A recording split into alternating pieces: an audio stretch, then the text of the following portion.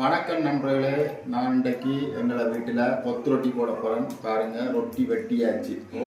Okay, முதல் வெங்காயம் போடணும். சரியா, பாருங்கள், எங்களை கொத்து ரொட்டி. அதுக்கப்புறம் பச்சை மிளகாய் தேவையான அளவு போடணும்.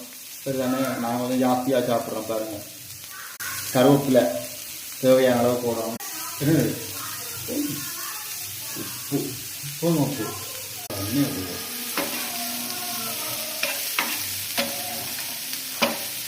முட்டை 3 முட்டை போட போகிறோம். பாருங்க, ஒரு முட்டை. சரி, ஓகே.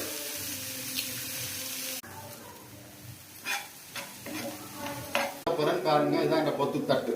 பாருங்க,